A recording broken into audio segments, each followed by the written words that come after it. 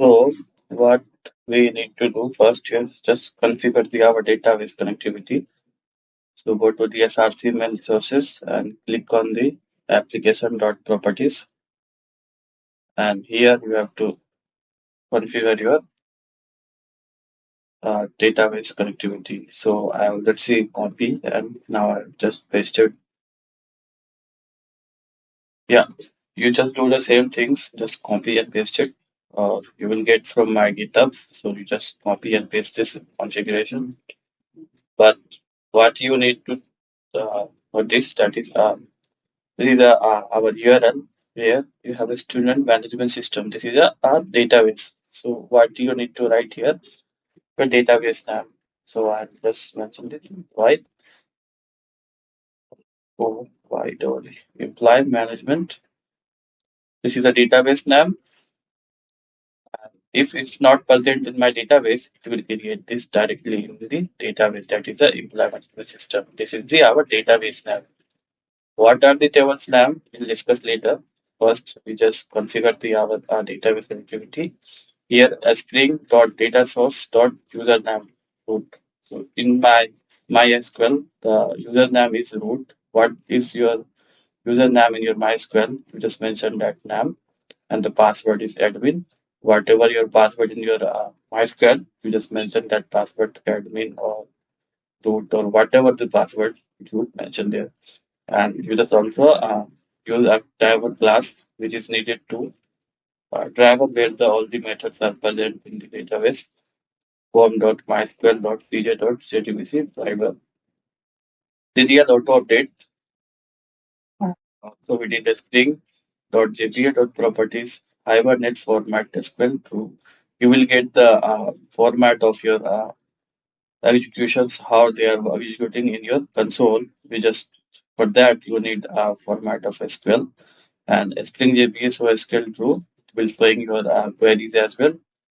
And Spring JPA property Hibernate dot dialect is a MySQL dialect. It is a 8 version of 8.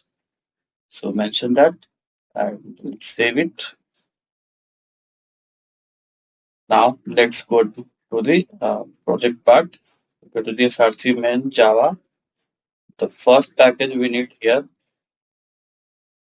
is control and PSC package. It will already come on the Spring Boot employee management system because it already here. Okay, click on this package.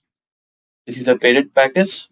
Inside of package, we just create a sub package. That is first one is dot entity. Entity.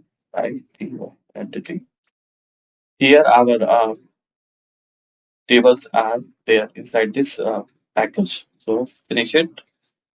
We'll create that package here. Click on this package, control N and class. Write the class name is employee. Employee. This is our employee class and finish it.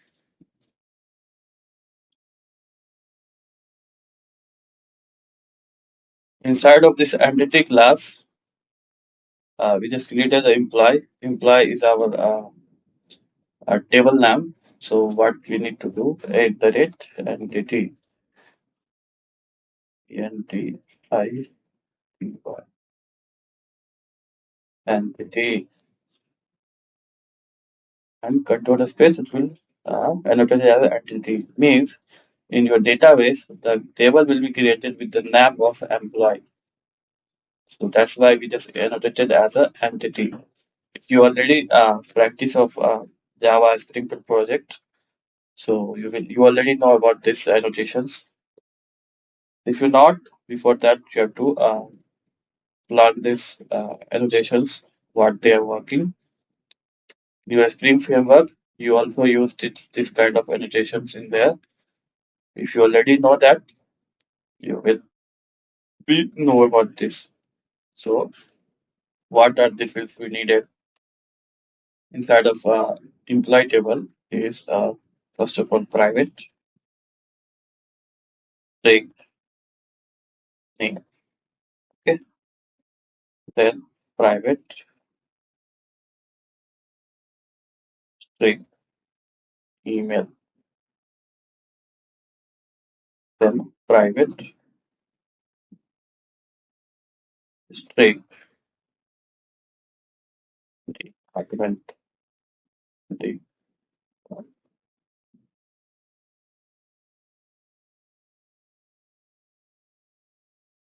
department private double salary. Right, double because the salary have some types of decimal number. Decimal is private double salary and private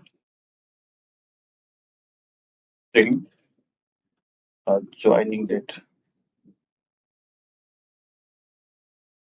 It also we needed PRI private long mobile number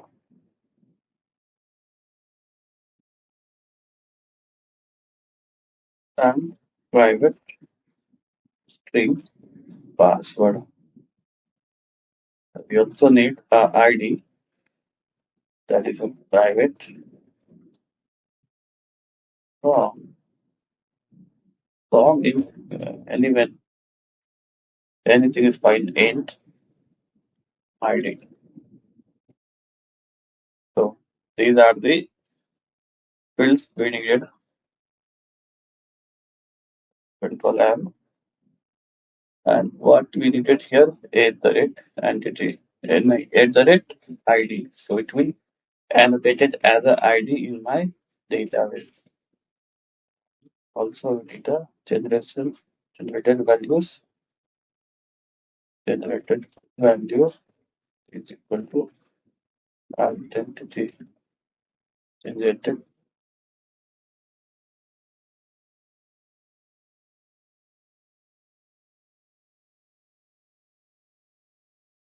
Demo.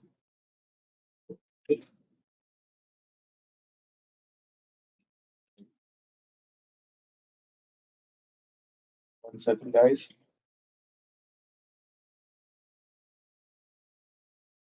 A strategy is equal to generation type dot identity.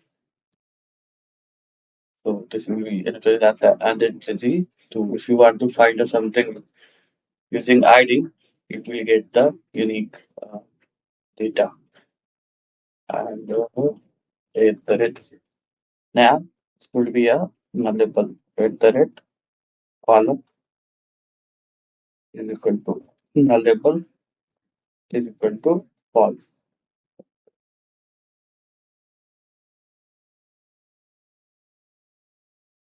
Copy and let's check here. Copy, copy, copy, copy, and yeah, we just noted it as a nullable. But if you want to your email or mobile should be a unique, means the user which entered their mobile, it should be unique. It cannot be a copy. Means the two values with the same mobile number, it should be not available. Then suppose if you have Aadhaar card, so Aadhaar card should have a unique numbers. Means everyone have that unique numbers. Then you just need to add side of mobile or email. Unique is equal to true. Unique is equal to true. Whenever a client enter the duplicate values, it will show that the value is already present inside the database. You have to enter the another mobile numbers and email. But we but here we don't need to add a unique. Let's add it. It's not a big thing. And inside the email, comma unique is equal to yeah. After that, what do we need to do here? we need a constructor that two constructor. One is default constructor and parameters constructor. So let's create this. Right click, source, and generate getters and setters. Select all and sorry, first of all constructor. Okay, right click, source, generate constructor within field. Deselect.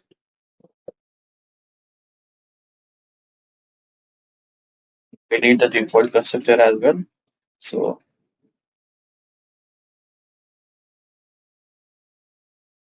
generate constructor, deselect, and generate. You will get the default constructor as well as parameterized constructor. Now we also need a data substance. I can use Lombok annotations. We don't need to write all these things, but some people, if they are not familiar with the Lombok, they will get trouble. So that's why I just write it constructor and data substance. Select all and send.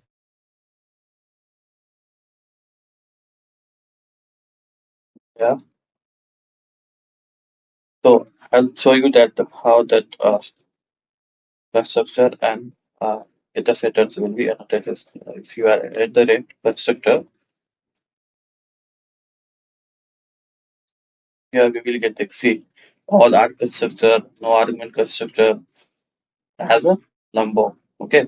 If you mention this, you don't need to write the C. Here it's showing that that is already annotated here. You don't need to add the constructor here into it. So the error is gone. So that way you have to use of lumbo. If you remove this, you will not going to this error. So how they are working, you know that. Let's move to the our applications to create this tables inside the database. So save it and click on here, run as, not run as, just run it. Okay. To run it, you have to go to the starter project. Okay. Here in our parent project in package, we have employee management system backend application where the our application will be started. Okay. Go here and then run our project. Run as a Spring Boot app. Select run as Spring Boot app and click on OK. Let's see what we'll be getting inside of console. Let's run it. See our project will be created.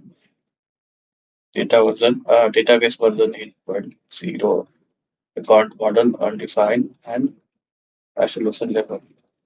And we will get our integer, not department or email, mobile number, name, password, salary, and also we will get the query, how they are creating their table. And let's go to the MySQL and check our project, our database and table will be created or not. Let's go to the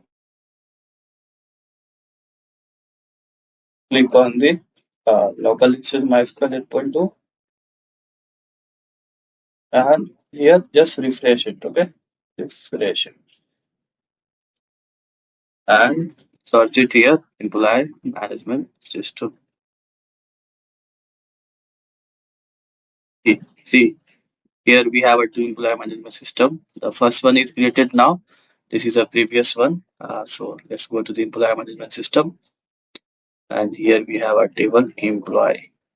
Let's go and click on it.